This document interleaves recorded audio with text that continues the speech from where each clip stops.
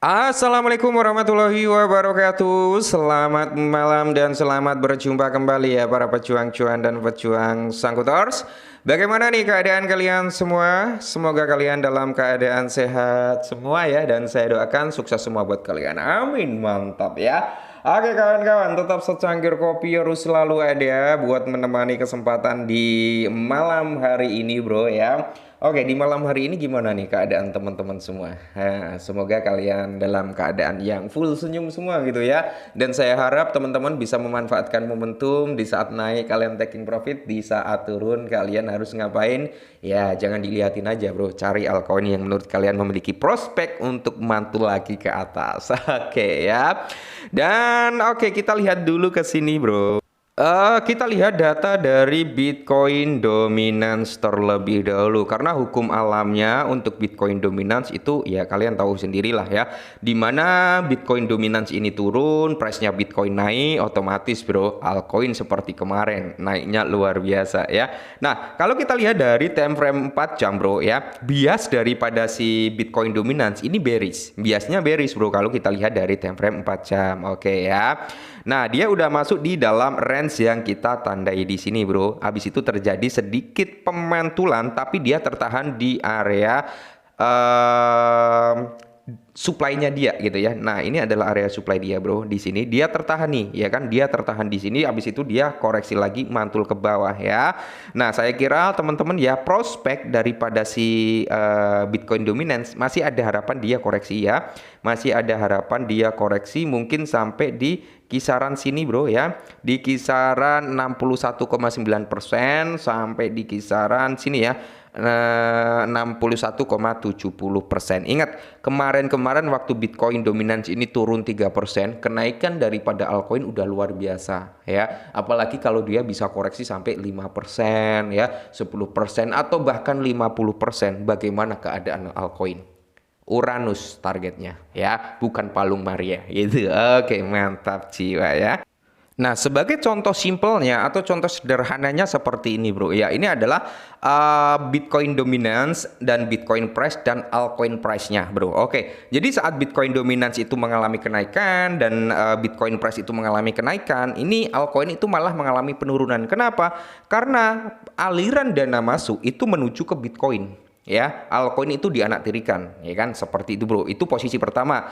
Posisi kedua, saat Bitcoin Dominance itu naik, Bitcoin price-nya turun, otomatis dump terhadap altcoin ya bro ya. Nah terus di sini kalau kita lihat bersama-sama bro, kalau Bitcoin Dominance up, Bitcoin price-nya stabil ya, otomatis altcoin juga stabil. Nah kemarin yang terjadi itu bro, kemarin yang terjadi Bitcoin Dominance itu mengalami penurunan, price daripada Bitcoin sedikit ada kenaikan. Di sini altcoin itu juga mengalami kenaikan bro ya, belum kategori alt session. Oke, kalau alt session itu Bitcoin Dominance itu dump sampai Palung Maria, price-nya Bitcoin up sampai Uranus, dan altcoin up juga sampai double Uranus gitu bro. Oh, itu baru namanya alt session. Oke, kali ini ada sedikit informasi nih buat kalian para pemegang PP Coin.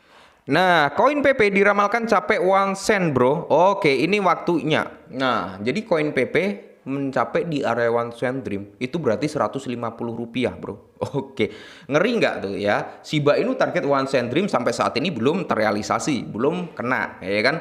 Dogecoin target $1 bro, sampai dia brojol dan hari ini juga belum kena. Jadi butuh waktu, butuh proses. Begitu pula PP ya, untuk mencapai di area Rp1 dia butuh waktu, butuh proses. Kita butuh kesabaran sebagai komunitasnya, apalagi mencapai di area 1 sen dream. Nah, jadi pasar mata uang kripto baru menyambut PP Coin atau PP 2 tahun lalu. Meskipun agak terlambat masuk ke market, aset tersebut telah membuat kemajuan pesat dalam harganya baru-baru ini. Koin meme PP ini lebih dari 80% kenaikannya selama 7 hari terakhir bro. Nah, jadi di sini sementara pasar Shiba Inu telah dengan sabar menunggu untuk mencapai angka 1 sen. PP dapat bergerak lebih cepat daripada Shiba Inu. Nah, jadi di sini kalau kita lihat bagaimana nih posisi PP Coin saat ini gitu kan? Oke, jadi pada saat ini bro ya kan, PP Coin itu diperkirakan pada kisaran harga 14, 13 gitu kan.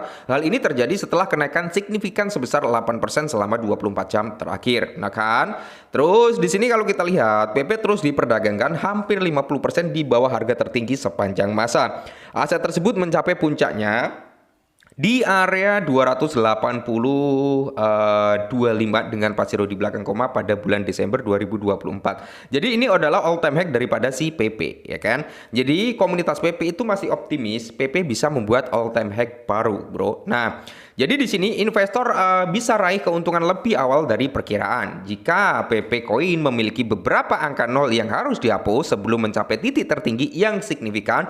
Aset tersebut menurut Cheng Li siap mencapai puncaknya di area 0,01 itu pada tahun 2029. Ini jauh lebih cepat dibandingkan prediksinya Shiba. Shiba itu diprediksi sampai tahun 2050 atau tahun 2040 ya untuk bisa mencapai di area 1 centrim. Sedangkan PP tahun 2029 berarti itu di cycle bull run tahun berikutnya gitu kan. Nah, di mana minimum price bro, kalau kita lihat tahun 2029 ya, maksimum price itu di area 0,0105 1 centrim ya. Jadi ini bro ya, mantap jiwa. Semisal kita punya 5 juta PP aja ya dengan harga 1 centrim. Waduh, tinggal kalian kalikan aja ya, 5 juta dikali 150 rupiah. Ketemunya berapa bro? Hanya bisa mengangan-angan dulu. Cuman kan kita butuh proses, butuh waktu, nggak secara instan gitu bro ya. Nah, perlu dicatat bahwa sebagai mata uang kripto meme, harga PP rentang terhadap volatilitas ekstrim dan pengaruhi oleh sentimen pasar dan tren media sosial. Oleh karena itu, kenaikan aset di puncak masa belum pasti. Sifat PP yang fluktuatif dapat mendorong aset mendekati angka 1 sen baik lebih awal atau lebih lambat dari tanggal yang lihat di atas. Nah, kita bisa ambil benang merahnya dari sini, bro. Prediksi PP ke area 1 centrim itu menurut Cheng Li itu di area tahun 2029. Tapi di sini ditegaskan sekali lagi, prediksi ini ya masih bisa berubah, bahkan masih bisa lebih cepat daripada waktu yang ditentukan, tergantung dari apa? Sentimen market, ya, sentimen news, ya kan? Nah, sentimen volatilitas dari komunitas. Oke, jadi hal tersebut bisa memicu kenaikan daripada PP jauh lebih signifikan atau jauh lebih cepat daripada yang diperkirakan, bro. Semisal nih, kok market dalam kondisi bullish terus ya, market dalam kondisi positif, waduh, news daripada PP kok bagus terus gitu kan, otomatis harga di area 1 centrim itu jauh lebih cepat. Tapi kalau marketnya kok down ya, sentimen newsnya kok negatif terus, otomatis bro ini bisa jauh lebih lama apa yang diprediksikan oleh Cheng Li gitu ya. Jadi ya buat teman-teman semua, semisal nih PP Coin bisa menyentuh di area 0,40 di belakang koma dengan kepala 3, kepala 35 atau 38 atau bahkan sampai kepala 4, targetnya taking profit dulu gitu ya. Oke, tetap semangat dan salam.